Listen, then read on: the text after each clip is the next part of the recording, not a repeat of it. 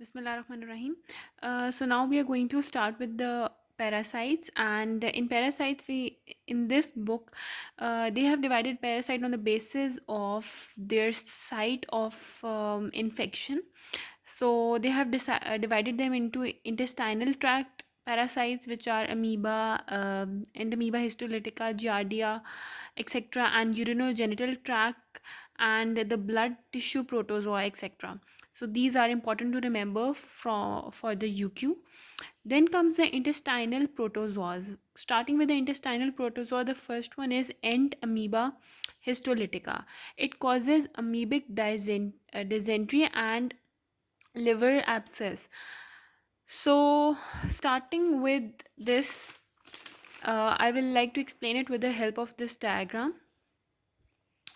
In this diagram, as you can see, that there are basically two stages of this organism, entamoeba histolytica. There are basically two stages. So one stage is the non-motile cyst. The cyst formed are non-motile, and the trophozoites formed are motile.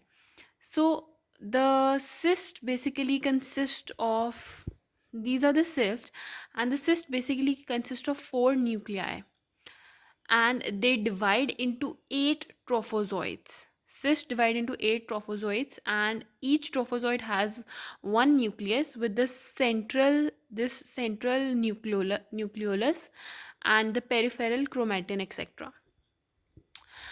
So, the non-motile cysts, the cysts which are non-motile, they cannot move. They are found in the non-diarrheal stools, whereas the motile trophozoites, they or the amoeba, they are also called as amoeba. They are found in the diarrheal stools and intestine and the extra-intestinal lesions, etc. One point to remember is that antibodies are formed against the trophozoites in invasive amoebiasis, but it is not, these antibodies are not protective, means that if once the infection occurs, it can occur again. Then, starting with the life cycle basically consists of the mature cysts. These are the cysts, and the cysts are ingested through the fecal oral route. There is no animal reservoir. And what happens when the cyst is ingested, it differentiates into trophozoites in the ileum. In this ileum, the cyst divides or differentiates into trophozoites, and the trophozoites then colonize in the cecum and colon. They colonize there, and there they cause inflammation. How they cause inflammation? By trophozoites invade the colonic epithelium. If this is the colon and these are the trophozoites, they will invade it. They will invade the epithelium. They will secrete some enzymes, and they form some ulcers over here. They will form some ulcers in the epithelium, flask shaped ulcers. And the flask shaped ulcers leads to then after that they will invade the submucosa. After invading the muscularis layer, basically they invade the muscularis layer, then they invade the submucosa, which is the next layer, and then they enter into the portal circulation, and then they move into the liver, and there they cause liver abscess. So this is basically this. So entamoeba histolytica causes dysentery, and which is basically acute intestinal amoebiasis.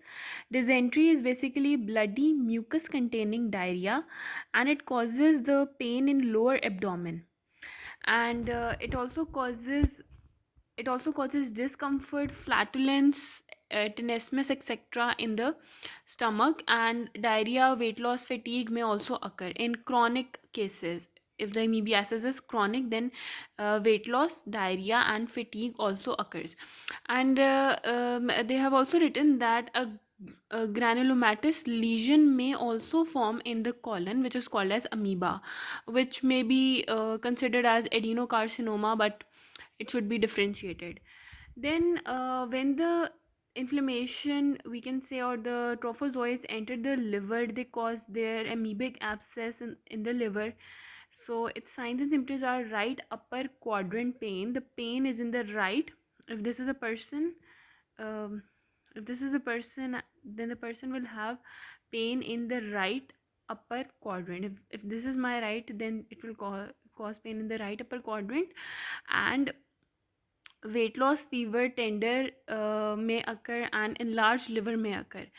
And they have said that if the liver abscess is taken out of the liver, then it will be brown yellow pus, which is anchovy, which is like anchovy paste. And anchovy paste is basically a paste used in foods, and it is brownish yellow in color. Then we have laboratory tests. Laboratory tests include the trophozoites are found in the diarrheal stools, whereas cysts are formed in the non-diarrheal stools.